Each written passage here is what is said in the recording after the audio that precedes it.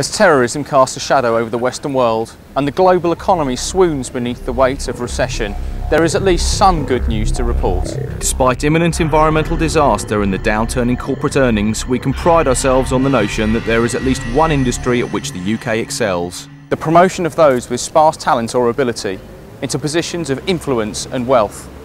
Forget the old EU food mountain. What we have in Britain today is a spice mountain.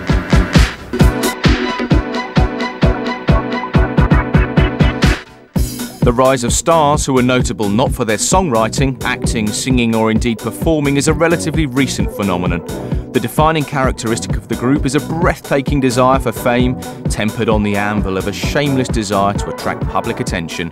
It's a triumph of ambition over excellence. And what about us, the great British public? Our inclination to be entertained has turned into a sickness. We have tottered on Gucci heels into a condition that can only be described as the state of showbiz. In the state of showbiz, no matter how little one cares for Spice Mountain products, one is never far from a breathless update from overstimulated celebrity magazines or Channel 5 News regarding the latest intriguing weight fluctuation, bikini indiscretion or hilarious hijinks at the Met Bar. In the state of showbiz, fame has become a currency with as much equity as either ability or hard graft. Why bother actually being good at something when you're so busy being a celebrity instead? But there are always bills to pay. The armies of wranglers and stylists who underpin a contemporary celebrity career are never more conscious of this than when dealing with the media. Such is the volume of contemporary media, and so homogenous its content, that today's celebrity publicists are in a position of extraordinary power. They can pick and choose. So who do they choose to do business with? By and large, the tamed and neutered, those who are most willing to agree to compromise on issues like copy control, picture approval and retouching. Magazines and TV networks aspire no higher than a Jerry Halliwell or a Jamie Oliver regurgitating a couple of threadbare anecdotes before dropping a brazen plug for whatever piece of tat it is that they're peddling. The advent of celebrities who harbour bold ambition, rebelliousness and thin ideas can be traced back most recently to the advent of Robbie Williams, who came to prominence largely thanks to his pivotal role within the culture of irony, which is the central diktat within the state of showbiz.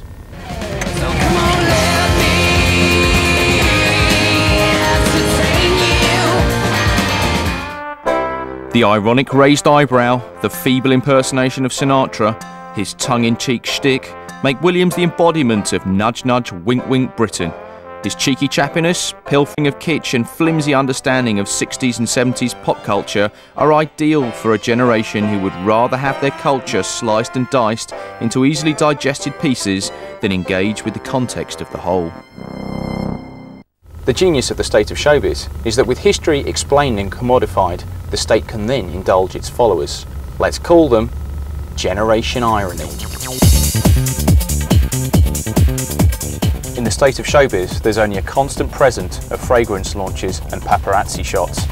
And such is the overwhelming amount of celebrity coverage, it's even possible for Generation Irony to feel that they're part of it. In the state of showbiz, everyone is entitled. Everyone thinks they should be behind the velvet rope, and everyone thinks they should be upgraded. Why? Because the constant coverage of celebrities makes us feel a proximity to them that has never been the case in the past. The idea of celebrity being bestowed on those with talent is of a bygone era. Nowadays, the randomness of celebrity encourages everyone to think that spa weekends and sipping crew at the front of a 747 are their birthrights. All you need to get famous and wealthy here is overriding ambition and a little luck. In a lottery culture where life can appear to be as much about chance as construct, and where media is more homogenous than ever before, we have handed over the keys of the entertainment industry to the blindly pushy and their army of control freaks. Generation Irony has seen the future, and it's not a meritocracy. Why bother slogging through school when there's a chance of making a mint from reality TV? Why bother learning to play the guitar when you can sample someone else? Why bother learning to act when you can get famous first and then land a plum part? In the final analysis, who can blame Jade or any of the other Big Brother chancers for cashing in and taking whatever they can get? They're simply responding to the market. And for once, people like Jade, who have had very few breaks in life, finally get to hold all the cards. Now, that's what I call